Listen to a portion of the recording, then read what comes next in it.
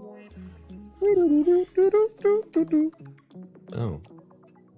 is that a new? No, did I miss? Welcome to Dharma Dudes. Hey everyone, it's Danny. And it's a Rocky, you know it. You know it. You know, hey. You know. You know. Welcome to Dharma Dudes, everybody. Everybody, welcome to Dharma Dudes. We are doing our last episode of the year, and we're going on Christmas break or holiday break or Christmas Hanukkah break or whatever break you want to call it. I'm offended. I'm offended. We're going on insert holiday break. You know what, everybody? Merry Christmas. Okay? Hana Kwanzaa. In today's episode, Rocky and I do a reflection on what we've learned this past year. And yeah, just kind of bringing 2019 down to a close. I've been really, really stoked to have the last few episodes just be with some really awesome human beings that I love. You're included, Rocky. Oh, Danny, you know what? Forget about getting me a Christmas gift because you just did. Aw, you're so good. Just kidding. I do hope to see something in the mail from you soon. Hey, Rocky, we're still looking for some support on the show. Hashtag looking. Hashtag looking. Did you love that I wrote you back? Hashtag thanks living. That was the best gift. I've said that gift to so many people. And that's not something that our podcast listeners will find any it's also not supportive of the show. Anyway. Yeah. Hey guys, there's a GIF. It's great. So we're trying to get the show to be sustainable, and it's getting there, people. It's getting there, but it wouldn't get there without the support of you guys. So there's two ways to do this. The first one is head down to the donor box link below. If just 300 of you guys donated $1 a month, the show would then be on its way to being super, super, super. How much money would that be? That'd be $300 a month. 300 times 1. Yeah. You know what? I'll do it on my. Actually, no. I meant 400. We need 400. Just kidding. Not 300. So if 300 of you guys donate just $1.25 click on the link below. And then the other way that you can support the show is head over to iTunes and leave us just an honest review. And if you love one of these episodes, just share it with your friends. You can share it on Instagram. You can share it off Spotify. But the more people that hear about the show, the more chance we have of creating this really awesome content that we think is beneficial. And our community behind the podcast has been so awesome so far. We would just love to continue to offer this amazingness to y'all. So please support the show any way you can. Even just sharing it with your friends is a great way. Rocky and I are giving you a virtual high five. High five, y'all. And without further ado, that's all I got. Here comes the show.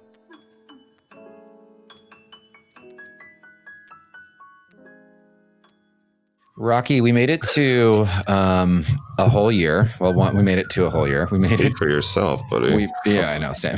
Technically, the year isn't over yet, but this episode is coming out in the middle of December, and it means it's almost over. And by the way, for everyone listening to the show, we are on holiday break. What about for people not listening to the show? Well, you're missing out, first off. Why you're not listening to the show is a better question. Two, but no, we're going to be on break until just after the new year because me and you are going to be in Mexico. What? Yeah, we're going to Mexico. I got to pack my bags. Yeah. I don't have any of my things. Girl. Where did I put my sombrero? I got plenty. Is that appropriate? Okay.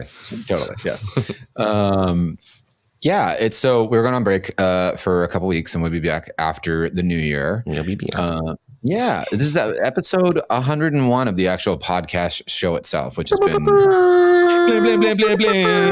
up. That's it. No, that's the end of the episode. That's funny, by the way. Just so we're clear. Yeah. But I figured when we were talking about like what we're going to get into, Rocky, you had, since this is the last episode for the year.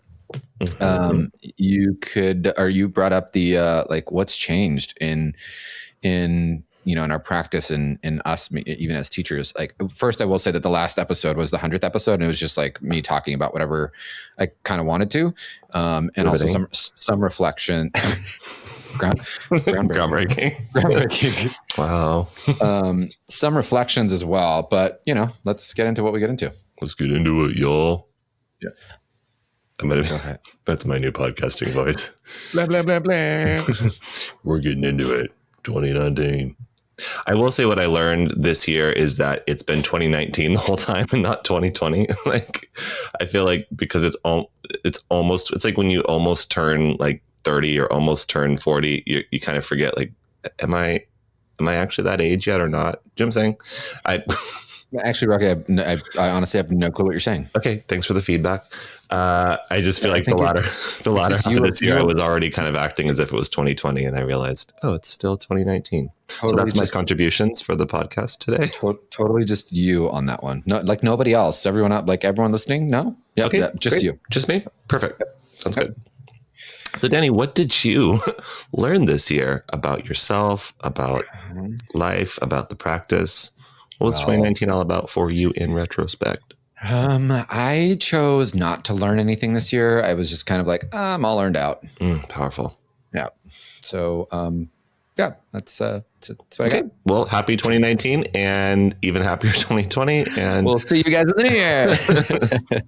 Come on, you must have learned something, Danny. Oh God. I mean, I have been pretty, I had a friend of mine recently say, Danny, you've been sharing very differently on social media. And even in the podcast, she's like, your voice has changed in the sense that, you're kind of just, she said it in she said it a lot more articulate and beautiful than I'm going to say it, but she basically said, you ran out of fucks to give. And it's not that I ran out of fucks to give. It's just that I realized I don't really know what happened to me this year. Specifically, I know when the shift started, and it was back in March, and it was in Bali, and it was leading this retreat that, one, I'd wanted to lead for a really long time, and two, it was the first time, I may have mentioned this on the podcast before, but it was the first time that I shared my personal practice with my students, or, with the students that come and learn. And I cried a few times on the retreat. Like, in Shavasana, I was crying, like just being so moved. I guess I felt so open and so connected, with other humans. And it really, even my partner was like, he had made some reflections throughout the weeks afterwards, just like, that really stuck with you, huh? Like it's really shifting and sticking with you. And, I often wear a lot of hats, and I have been struggling for God knows how long to try to, we talked about this on one of our episodes, how to walk this fine line of being Danny the teacher, and Danny the queer man, and Danny the partner, and Danny the friend, and Danny the fun Danny, and, Danny the burner. And like, I don't need to pretend. I don't know. Something happened when I was able to share this side of the practice with with the students again that come to class, specifically in this moment where I was like, I don't have to pretend to be different, and I don't have to, separate myself. Like, I can share, like all aspects of me. Granted, I don't need, to tell everyone my personal business, all the time, but because of that connection, because of that,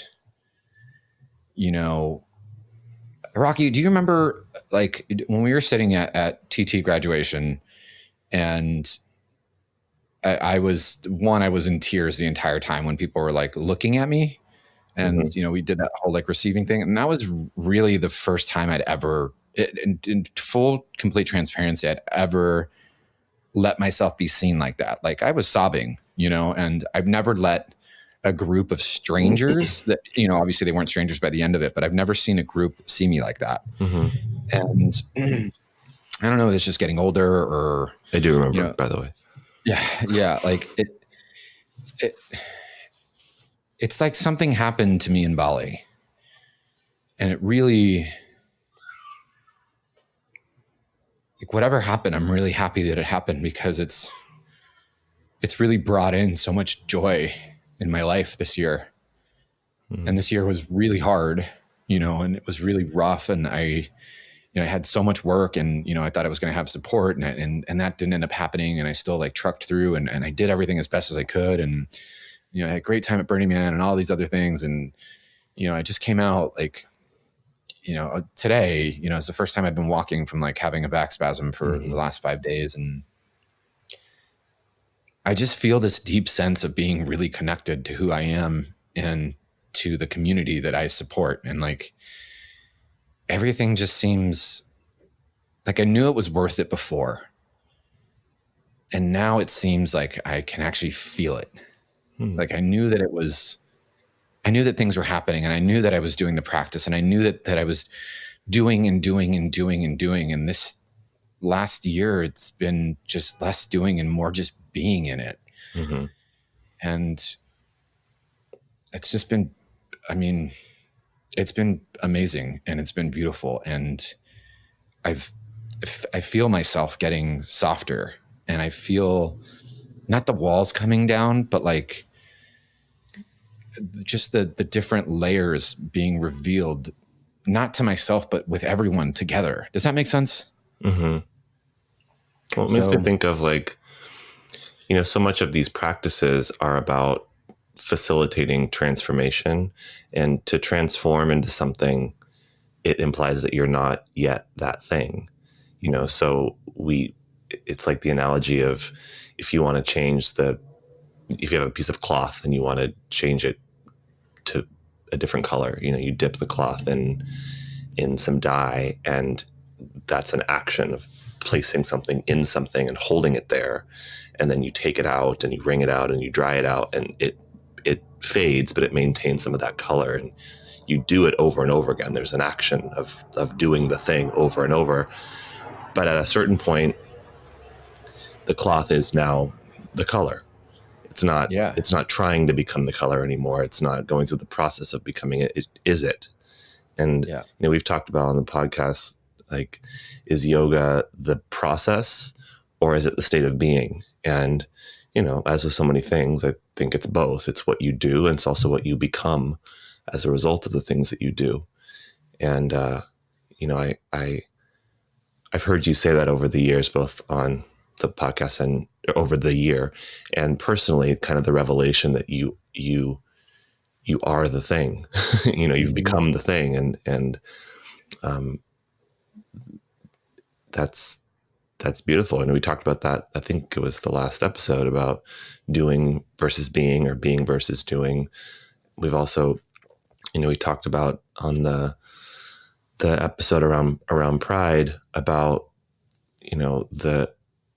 I think there's been sort of a theme for me with these podcasts as well. Why I've really appreciated being able to have this forum with you of being a bit more transparent about who I am, who we are.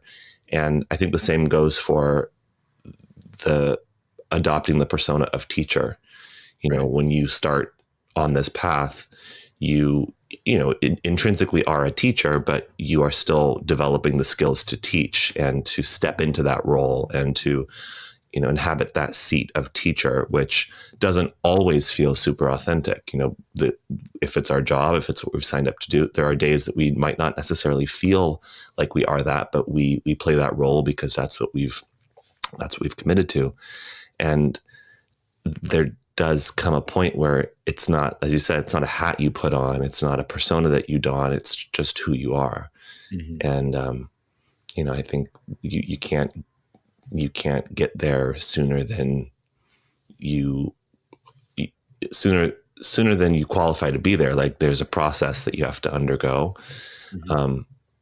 But it sounds like you've hit that tipping point where now you are that which you've been pursuing for many years. It's just, as I started to like really share what I was unfolding, I've just never, every year I'm a seeker, and I know that, and you are as well. And, yeah, seek or seek, seek or seek, seek for seek, seek for same. Seek for same. Got it. Got I'm going to it. update all my profiles. Hashtag. You got it. As soon as I really started sharing my practice with others, is is when it changed, and what I realized was I was just sharing myself, Yeah. and because of that, I firmly do believe. I say this a lot. It's Bali has changed my life. Not like, oh, I went to Bali and it changed me, but like the experience that I had with the people that I had, the container that was created, like all of that really was like I profusely thanked my students so much to just not even, I thanked them as my teachers. They taught me so much in 1 week, and they somehow got this other side of Danny that I didn't know was waiting to come out. And it's influenced everything this year. It's influenced the way that I walk into a room now. And, this level of like where I'm at, I blew up my calendar literally next year. I just decided I'm not doing all this travel. I'm not doing all these things. I don't have to do this. I'm just going to hang out and kick it for a little bit. And that shift happened Must because be nice. of, that shift happened because of this, like, where I don't know, I guess before I was just trying to like be and be and be, or do and do and do and do and do.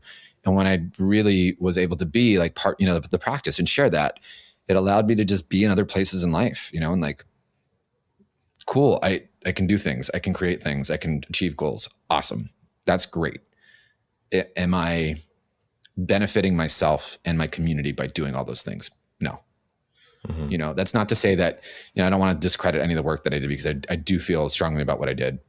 I do feel strongly about, I think, I hope anyway, that I was able to share the practice with people that would never have seen it before, or maybe someone got something out of it.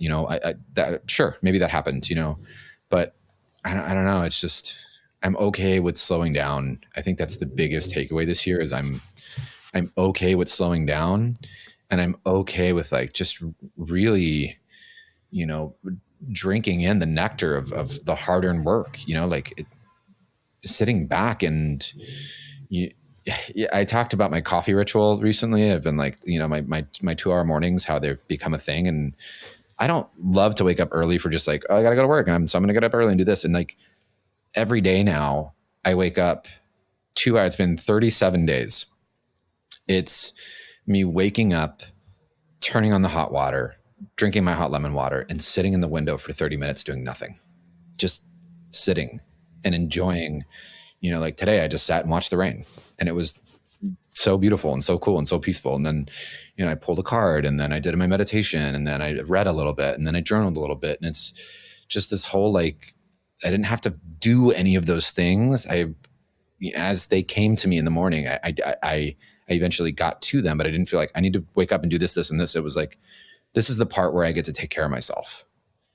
And without that lens of really being able to share all of who I am, and that giving me permission to slow down, I don't think I would have done what I'm doing today. I don't think I would have given myself permission to take care of myself again. Mm-hmm. Self-care for the win. It's a thing. Well, and you said before about running out of fucks to give. And I think a lot of the fucks we give are in an attempt to craft a version of ourselves to the public or to other people that upholds this image or this character that we think we've been assigned or obliged to play in the world. And when I look back at the times in my life where I've struggled or I've experienced, funks or depressions or just times of confusion, it's when I realize I'm working so hard to play this character, and there's great liberation in realizing, like, all these fucks that I'm giving, what's on the other side of the worst case scenario of people actually seeing who I am is actually the best case scenario, where it's like some people are going to love it, some people are not going to be so into it, but there's really, the stakes that we raise in our mind, a lot of them are illusory. Like, it actually works out for the benefit of everybody if we can find ways of just being ourselves. Like so much of what you're talking about is that authenticity word that gets thrown around a lot. But, but seriously, I mean, like, how do you, I became, I don't want to say clear, because I had this in my awareness for some time, but it kind of anchored in a more potent way this year, that despite, all the different things that I teach and the things I share and the doorways into the practice that are interesting to me, a lot of them more technical, biomechanics and anatomy and, human movement science and stuff like this. What's behind all of them is a desire to help empower people and to awaken them, myself, to the realization that it is safe to be who we are, and to be honest about that. Yeah. And, it's a process of stepping into yourself. It's a process of embodiment, which can be messy and can be intense and can be really cathartic, but ultimately, it's what's the most needed. So I salute you for being on that journey this year. For sure. What about your journey this year? What's the if you were to say you had, like, I don't know, top 3 takeaways, or maybe even top 1? I'm going to go with 3 because I don't have I haven't maybe reflected on this long enough to say this is the one big thing I learned this year. But I think the themes for this year of what I have learned have been boundaries. I think I'm definitely an empathic person. And I think a lot of my past was, I learned a lot in my past what unconditional love is, for myself and for others. And I think, as beautiful as that was, there is also a sort of liability to being unconditionally loving, because it allows you to kind of open yourself up to being hurt over and over again. So I think if I was to kind of divide my life in like before and after, or step 1, step 2, step 1 was learning how to open myself up and learning unconditional love. And step 2 is then learning how to boundary that, which doesn't mean that you suppress it. It just means that you really more practice that for yourself first, if that makes sense. So I think as my life progresses and the opportunities increase and the interactions and relationships evolve in my life, I've had to learn, how that I can't please everybody all the time, and that if I am to show up in the world effectively, I have to be a bit economical with where I invest my energy. And sometimes that means, I think in my mind, I've assumed that will be pissing a lot of people off. And the truth is, a lot of people aren't that pissed off when you exercise healthy boundaries and healthy expectations. So I learned that this year, and I think I also was able to put it into practice in a more profound way this year. I think something else that I've learned this year has been along the lines of what we were sharing, that I've always considered myself a teacher. And I think I thought that in order to teach, I needed to get out there and teach. And through this podcast and through, I think, some of the newer outlets that I've used to share myself with the world, I've learned, or I've experienced that that we're all teachers in a sense, and you don't have to be sort of proactively teaching to facilitate learning and upliftment for people. Just being yourself and sharing yourself honestly, messy as it may be, can help facilitate, awakening or clarity or inspiration for people. And goes along the lines of kind of doing versus being. I think for so many years, I felt like I need to get out there and do stuff to impact change in the world. And I've been really delighted to and relieved to remember that I don't just say my very being, but all of our beingness can contribute to the greater good if we're willing to step into that. So that's been a big learning for this year as well. I had a third one, but I kind of forget what it was. Yeah, I think along the lines of just professionally in my career, I went through some pretty significant shifts in the earlier part of the year around the way that I do business and the different hats that I wear in my business. And we've talked about this. I think for a lot of years, I felt like I'm an artist, I'm a teacher, I'm I feel confident in my abilities in the room to teach, to lead a group, to to deliver content. But I've had my share of insecurities around the more business side of things and what it means to, be like this year I became the official CEO of my company, which is just me. But I think I felt like I needed to outsource certain tasks to other people that could do certain things on my behalf, not because I didn't really want to, because I think I felt like I didn't have it in me to be the businessman and be the teacher.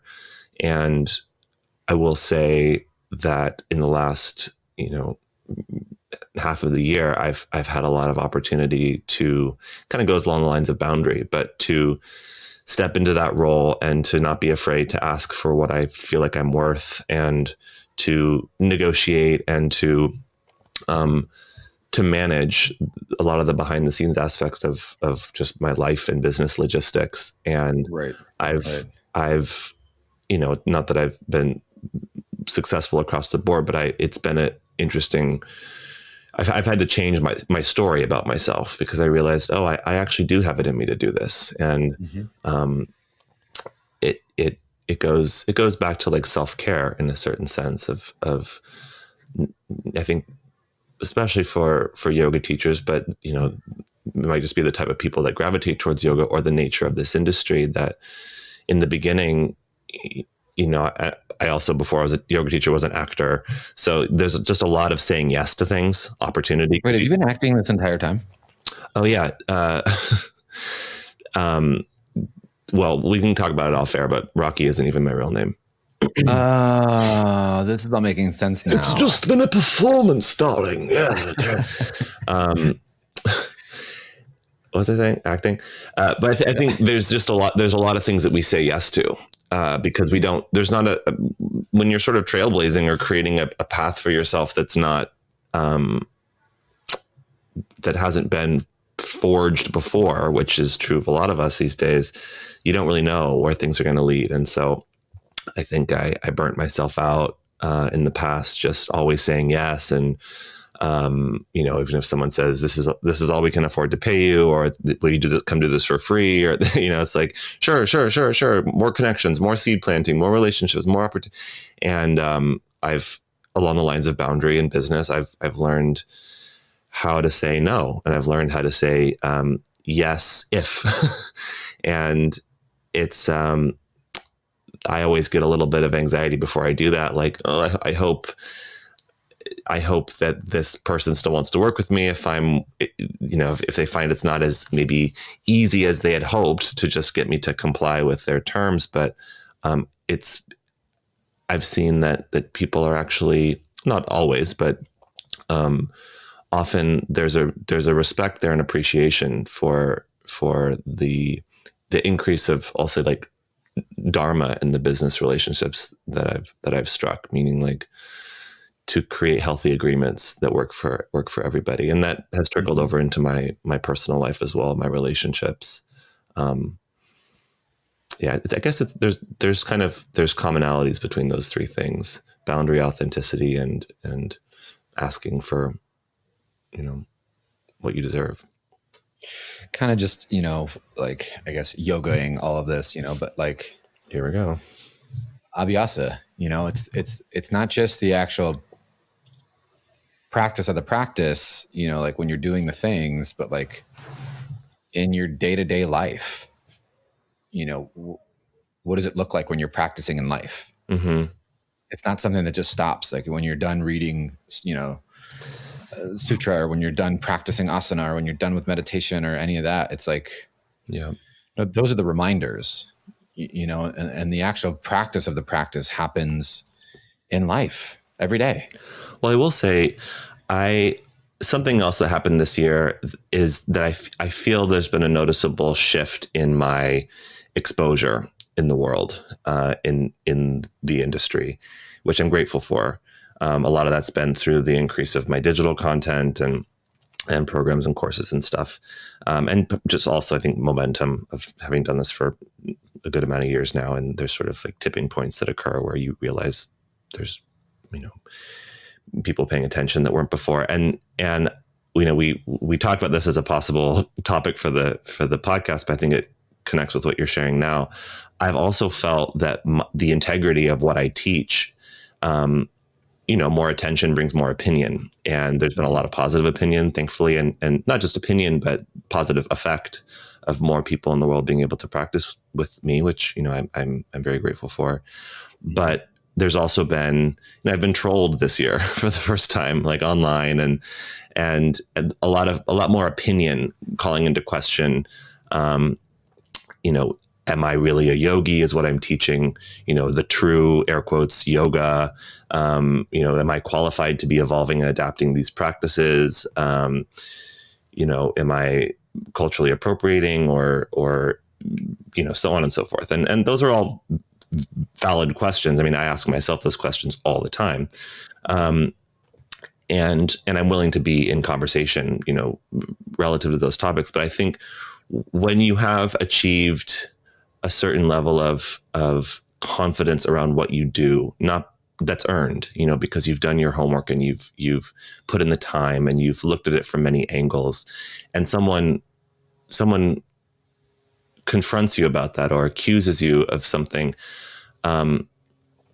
it's a very different thing to say, I guess, to put yourself out there in a broader sense, you have to have also developed the fortitude to stand your ground.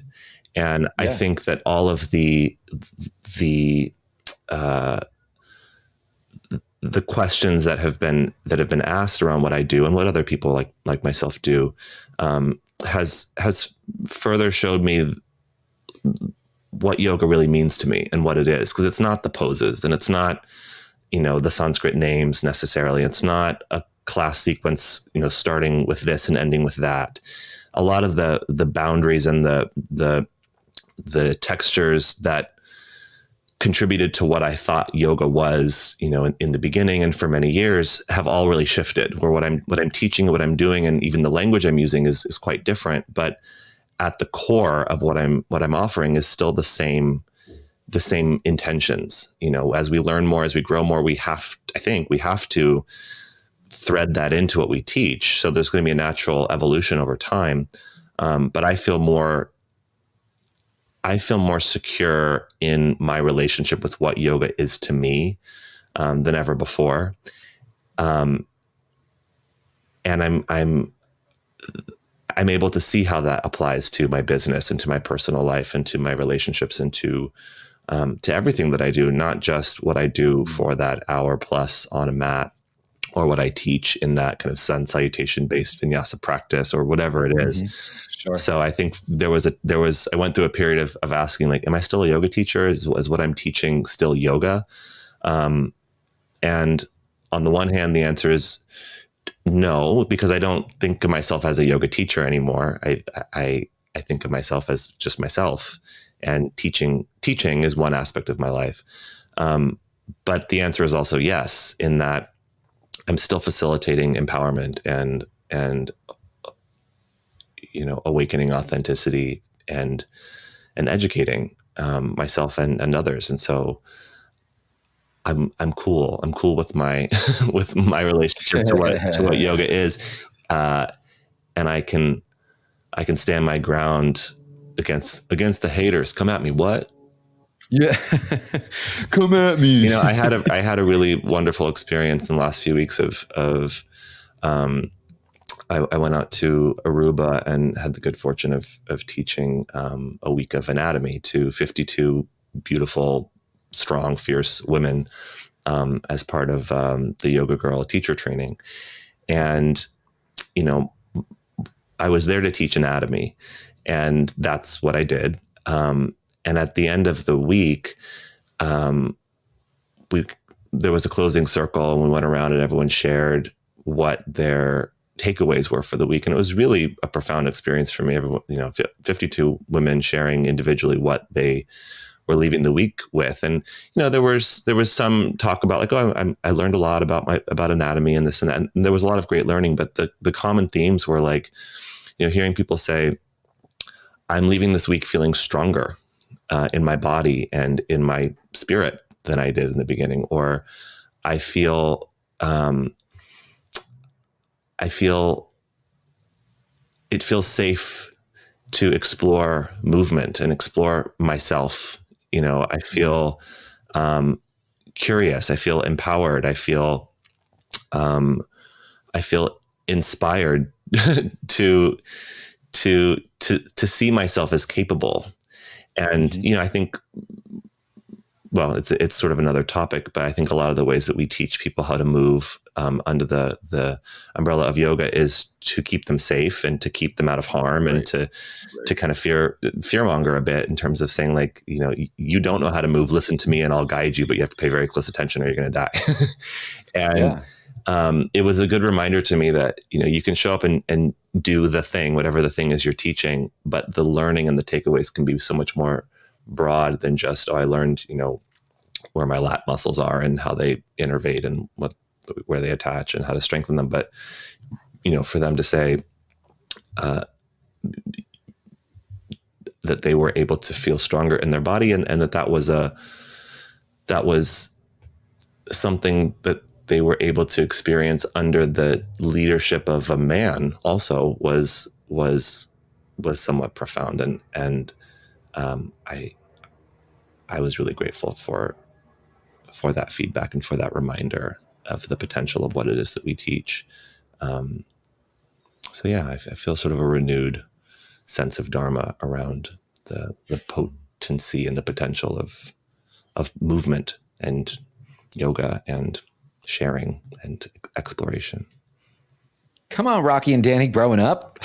Feeling grown AF.